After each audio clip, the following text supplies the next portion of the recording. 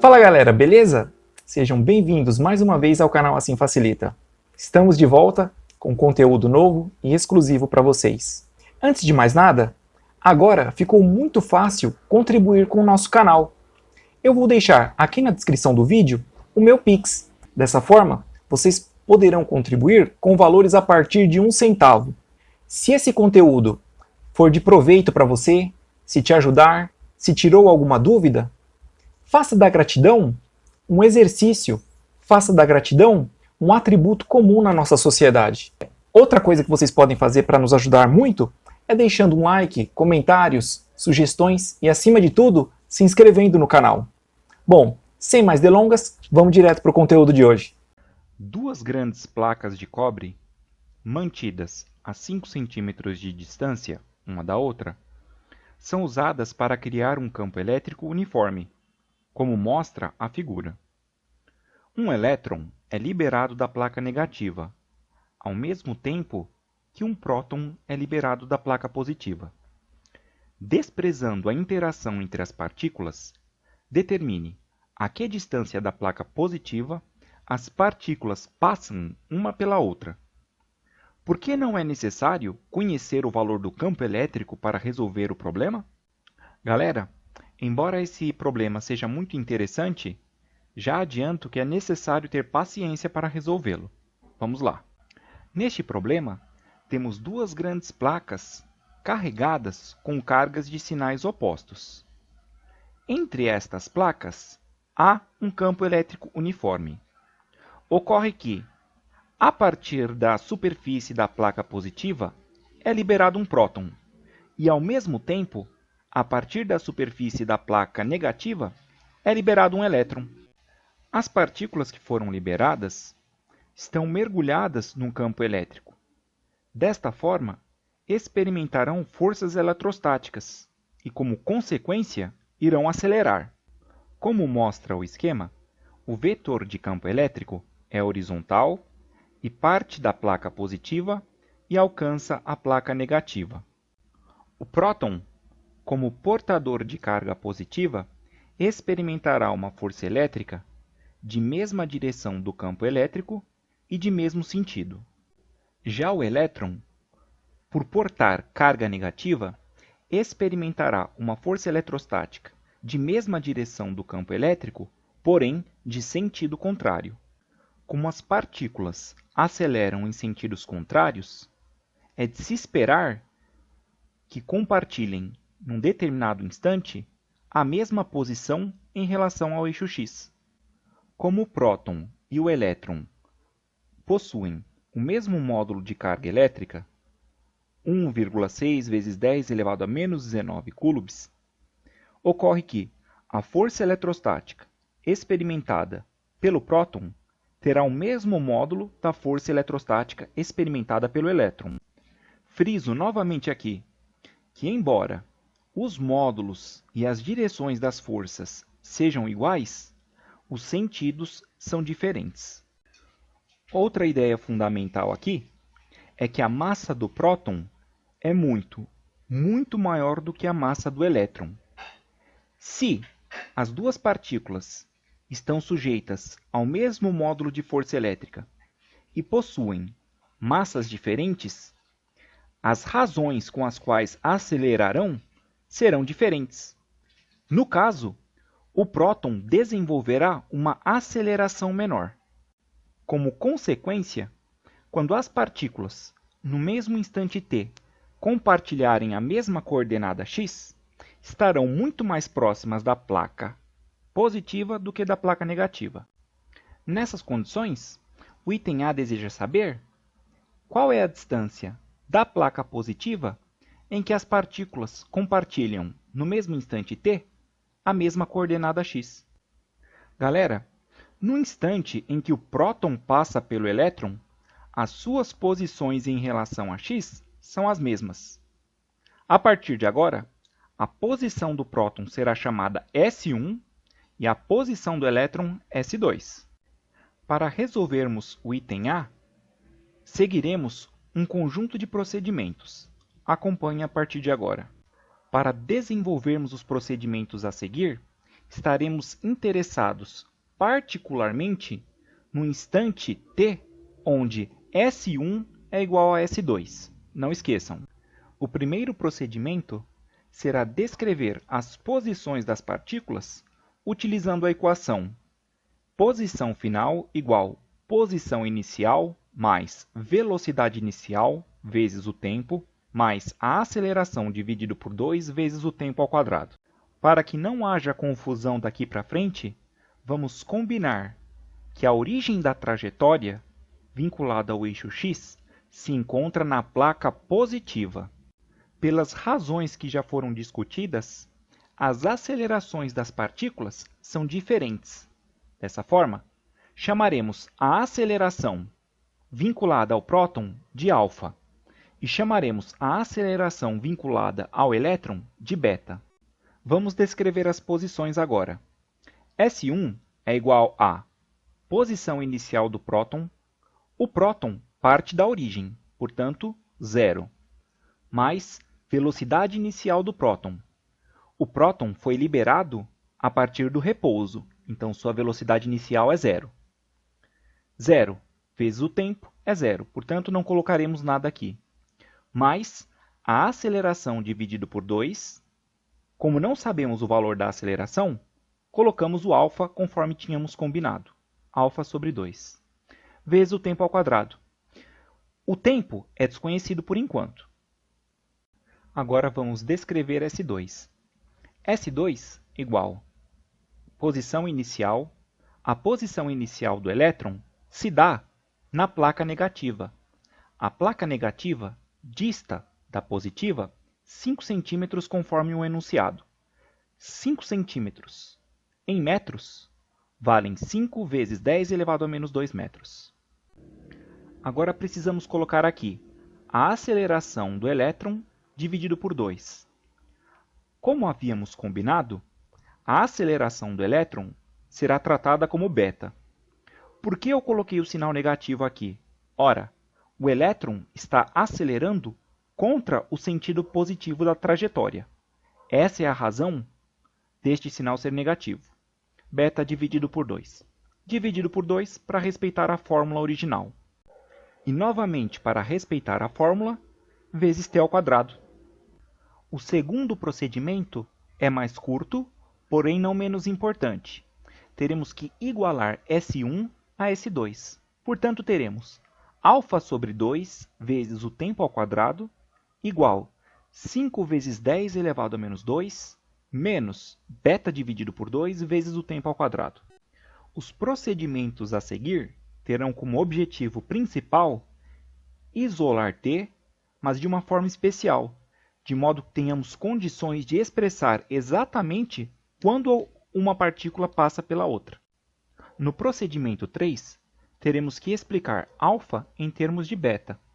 Para isso, partiremos da premissa de que o campo elétrico é uniforme e é o mesmo tanto para o próton quanto para o elétron. Matematicamente, podemos dizer que o módulo de campo elétrico experimentado pelo próton é igual ao módulo de campo elétrico experimentado pelo elétron. Sabemos, de aulas teóricas anteriores aqui do canal Assim Facilita, que o módulo de campo elétrico é igual ao módulo da força eletrostática sobre o valor da carga elétrica. Tendo em vista a primeira e segunda igualdades, podemos reescrever uma terceira dizendo que o módulo da força eletrostática ao qual está submetido o próton sobre o valor de sua carga é igual ao módulo da força eletrostática ao qual está submetido o elétron sobre o valor de sua carga.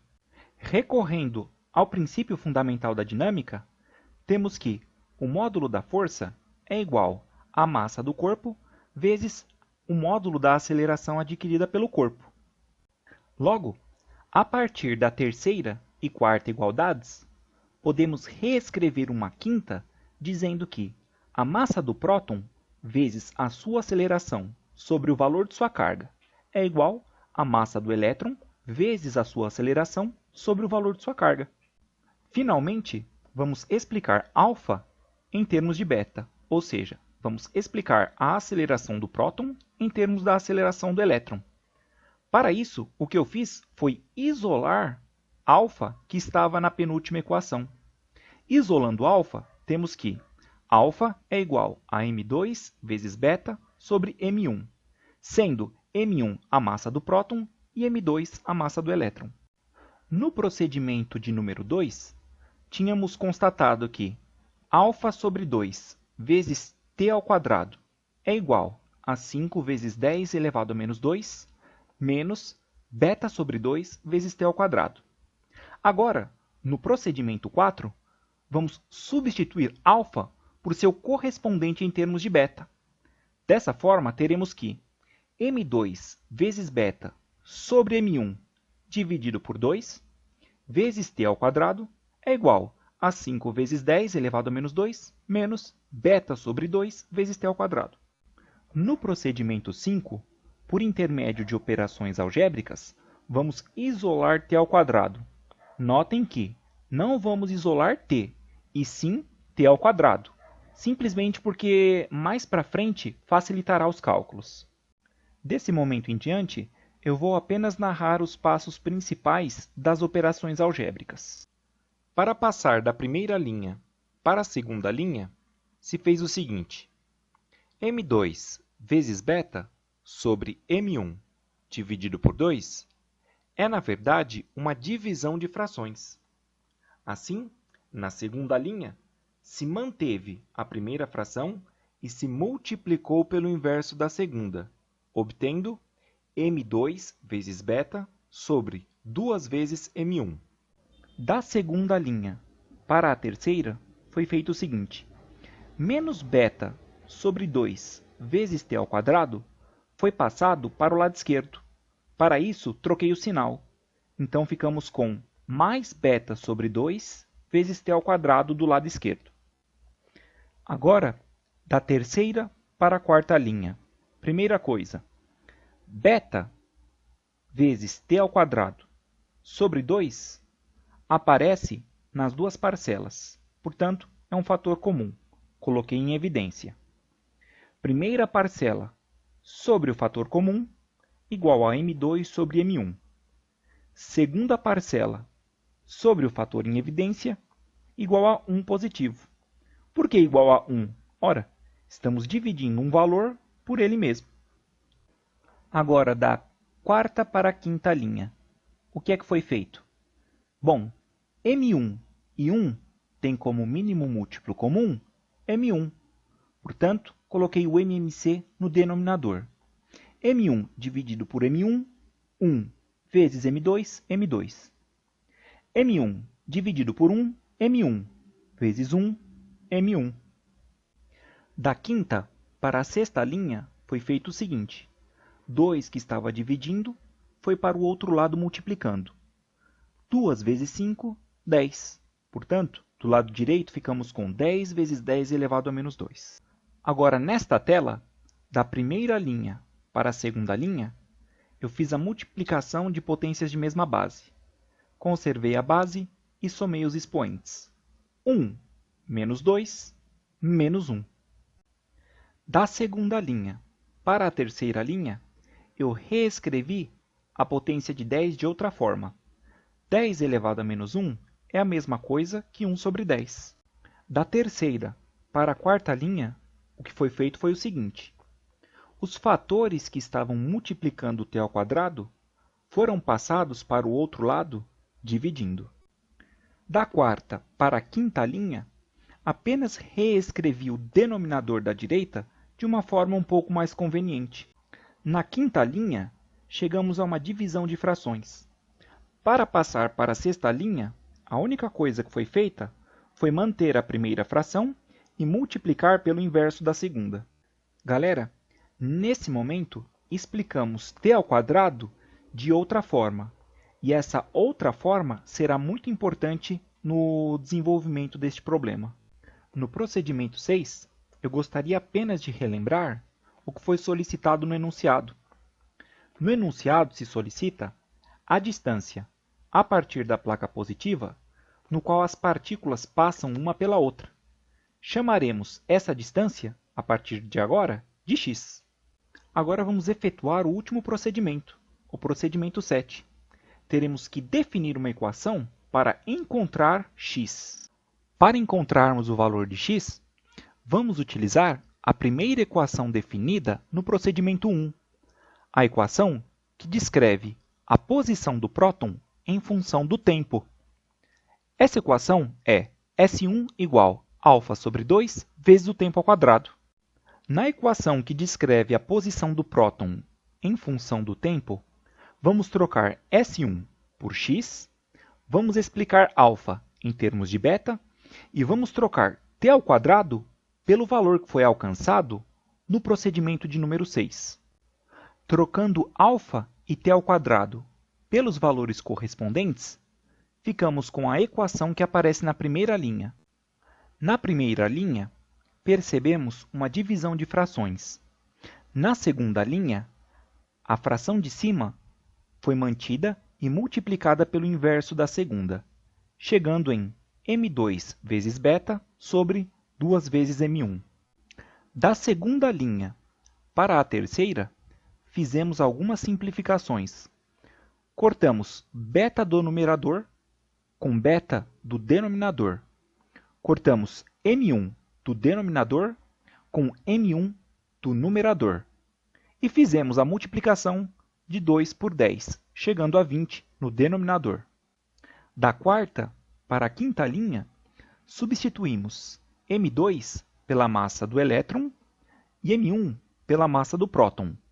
Esses valores são fornecidos na coleção do Halliday. Na sexta linha, é interessante notar que m2 foi escrito de uma forma conveniente. 9,109 foi dividido por 10.000.